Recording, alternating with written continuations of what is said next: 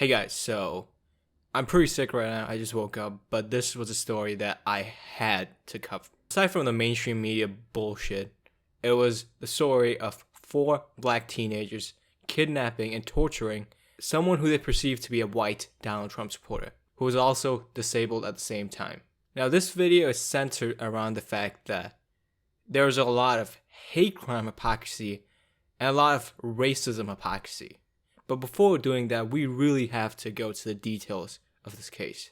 There were 4 attackers who have been charged with hate crimes and kidnapping. The victim's parents reported him missing Monday, telling police they had not heard from their son since dropping him off Saturday at McDonald's in the Chicago suburb, about 20 miles from their home in Crystal Lake. The disabled kid was then taken via van to an apartment in Chicago, where he was detained and tortured for as much as 48 hours.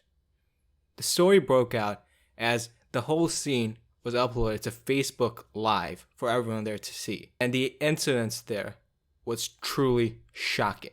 The disabled kid had his clothes, his hair, and his scalp cut, and he was made to drink water out of the toilet. At the same time, the attackers were saying, "So I've just presented you the bare facts. This was an incident of kidnapping and torture.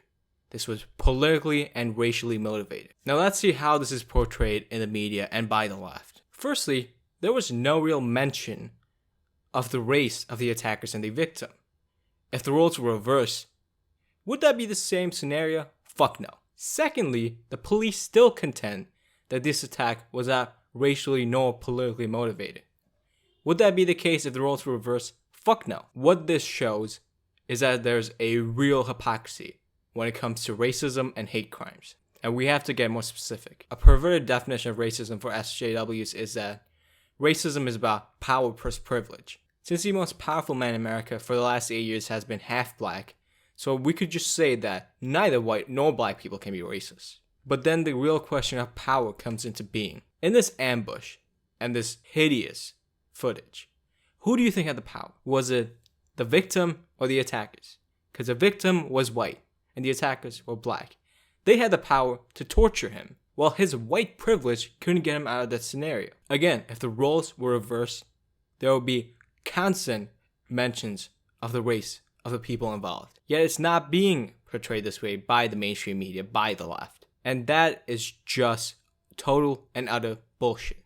Secondly, we come to the question of hate crimes. Now, there's a difference between hate crimes, which are real, and hate speech, which isn't. Hate crimes are crimes committed because of a hateful intention, whether that's racially motivated by gender, or political affiliations, and there's a whole other list of criteria. Hate speech is just a word created by the left. Now, recently, we've seen a, quote, insurgence of hate crimes committed by Trump-supporting bigots, except one after another fails the test of scrutiny. Like, for example, fake hate crimes targeting Muslims, or this black church which was burned down and had the words, "Vote Trump" written on it, done by a member of the black church who was black. So this is pushed to share a limelight as to what the hate crimes are going on in America. Yet in this case, this was a clear fucking hate crime. So then why is it that the Chicago Police Department refuses to say that this was racially and politically motivated when the attacker was saying, really, hate crimes don't mean anything if it doesn't have any meaning to begin with. White is a race, and if you attack someone simply because of their race, it by definition has to be a hate crime. Because otherwise, other hate crimes, racially motivated, which are targeting other races, cannot be hate crimes, if this one can be a hate crime. Now, to conclude, this was just purely evil and horrific. And my prayers go to the family of the disabled kid. I personally do not want to make the suffering of this kid politically motivated. I don't stoop down to the level of the left. What I do want to do is highlight hypocrisies. The left's new response is the case where a disabled black teenager was sexually assaulted by 3 other white teenagers, which is once again also morally reprehensible. However, I'm not in a contest to pick out the worst cases of assaults against people who may be of any race. They all should be condemned. What I'm here to make a video about is hypocrisies. If you refuse to call it a hate crime and a racially and politically motivated hate crime, then you are a reprehensible character. No wonder that Sean King, that fake blackmailer, is now refusing to fight for justice for the kid tortured in Chicago. I'm sure he hates other white males like him as well. As to some personal thoughts, I really felt that this would be the moment the left would finally admit they had some bullshit definitions. Racism applies to white people as well. That would be the most common thing to suggest after this just happened. But no, they're doubling down.